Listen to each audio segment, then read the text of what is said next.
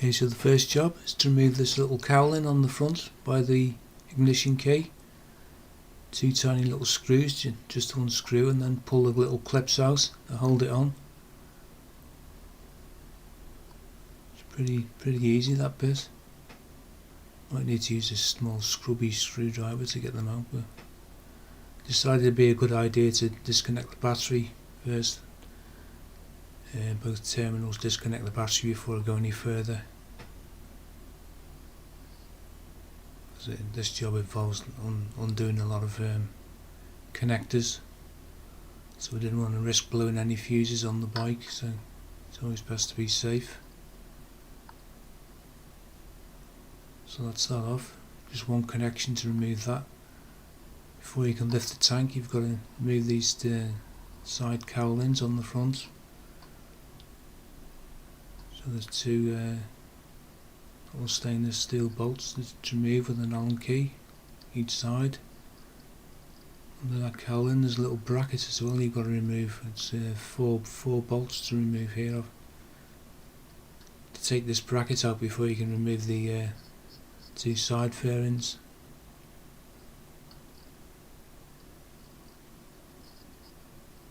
I think it's just four 10mm bolts to remove.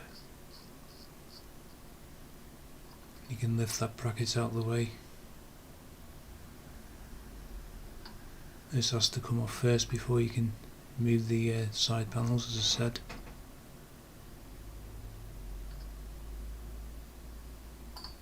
Start off out of the way.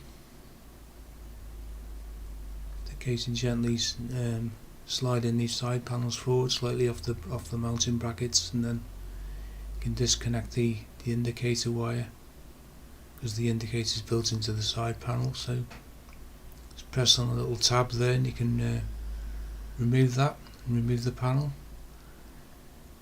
The other side's the same.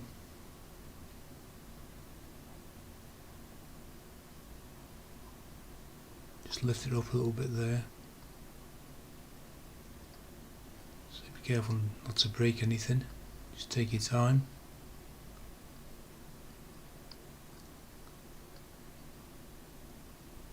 Remove the indicator wire there.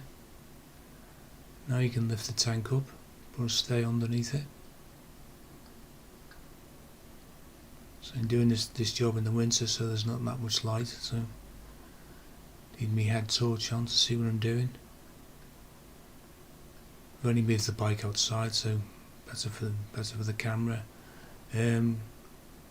Decided it's easier to take the airbox off neck first before trying to undo the connections for the tank.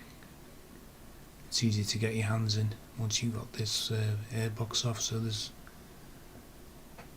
four clamp screws to undo first, two on each side. I'm just undoing them on this side. The outside one on this side, the opposite side, sorry.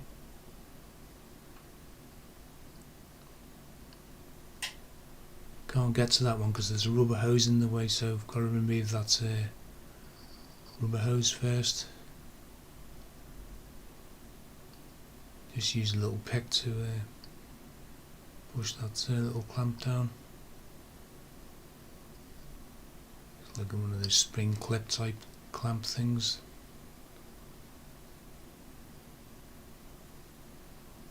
Just pull the rubber off.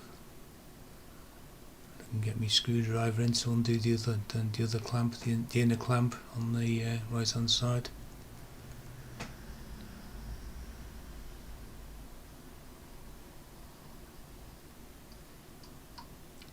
Don't forget, before you can take the airbox off, there's a 10mm bolt on the top there.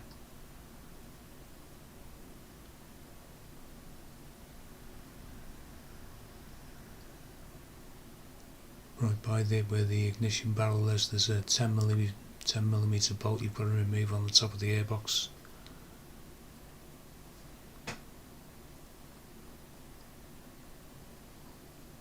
Forget to take that out, otherwise you could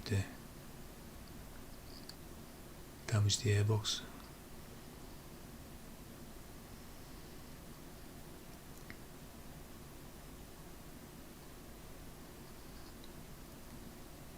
Removing that, whatever it is.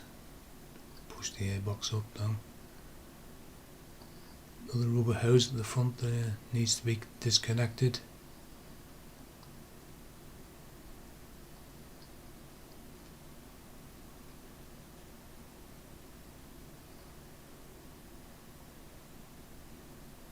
I always spray a bit of GT85 on the rubber hoses, makes it slide off easier. That's that one off.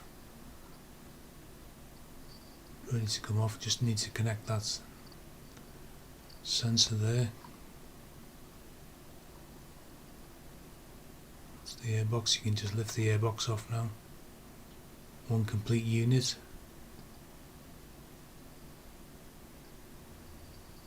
Makes it much easier to get your hands in now to undo these connections for the fuel tank. Those white connectors are quite hard to disconnect. It's in really tight. You have to put your thumb on the little tab there and press down as hard as you can.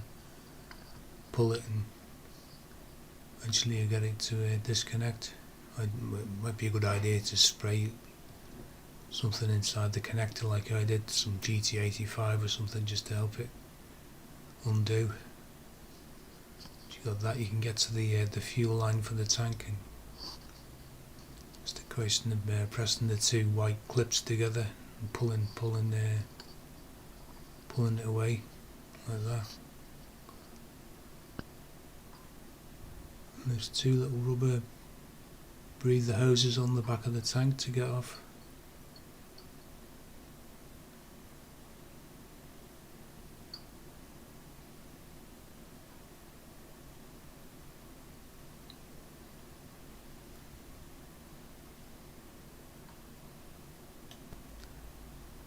Just as the little rubber breather pipes off the back of the tank removed.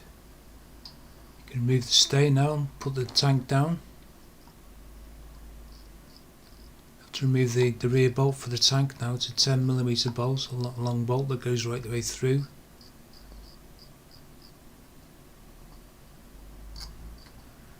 Once you've removed that, you can lift the tank off. Have somewhere safe to put it.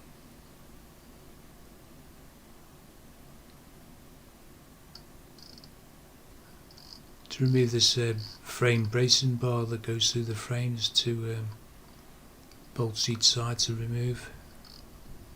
It's straightforward enough.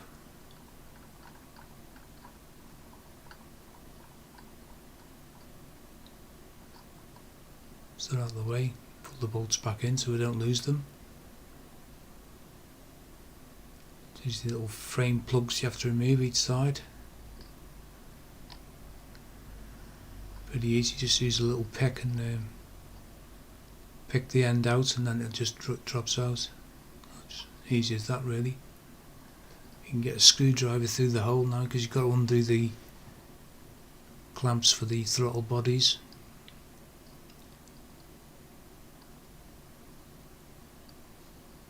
The clamps are linked together, so there's only one screw in each side to undo. Made it easy for you.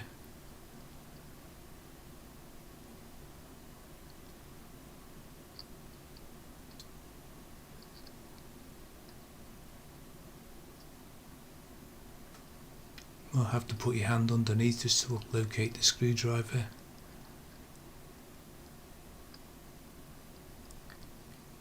Use the JIS fitment screwdriver to undo them. Have a look over the top just to make sure you're loosening them up. You can see them moving. Now it's just a case of undoing the throttle cables now.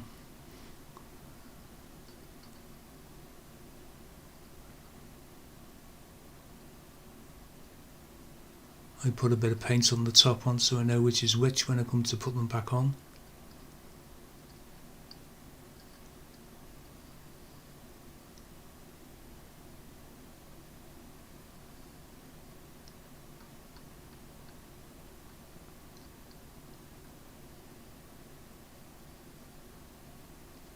find a suitable place and we'll just put a screwdriver in. Just lever one end up gently, then you should just pull off the rubber boots underneath then.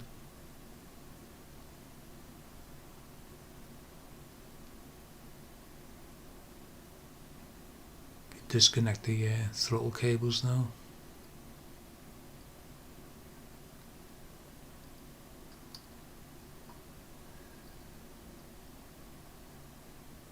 What I'm doing now is removing the harness for the spark plug caps.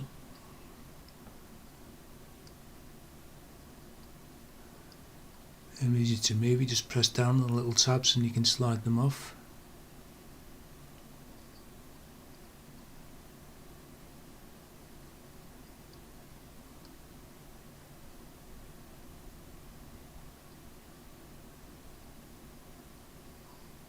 So out of the way for now. Just remove these stick coils, whatever you want to call them. Just have to wheel them about a bit to get them out. They came out quite easy on this bike, thank goodness. Sometimes they can be a swine to get out.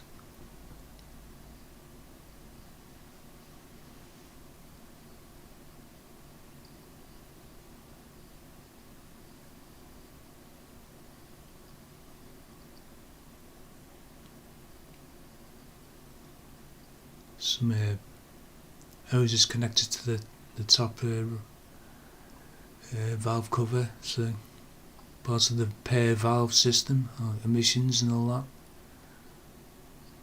Just a couple of clips, you just need a straightforward pair of pliers just to pinch the clip together and you can slide the rubber hoses off the back.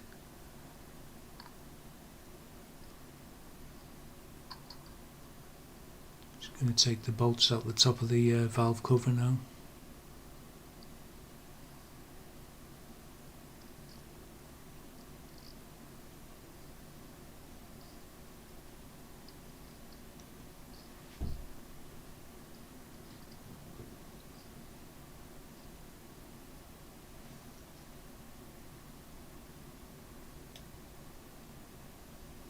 You got them out, don't lose the little rubbers as well either that go underneath the bolts.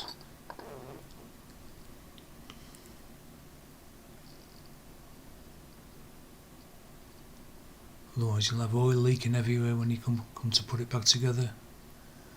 Once all the bolts are removed, you can lift the cover.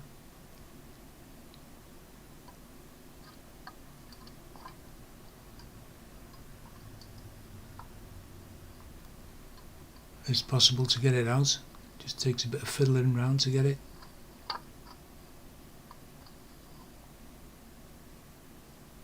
I'll start off.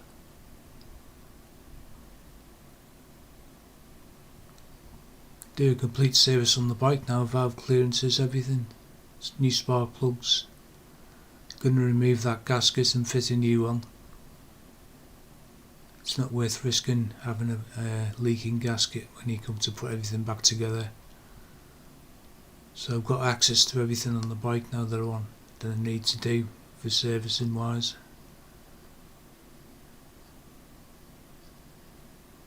That was just a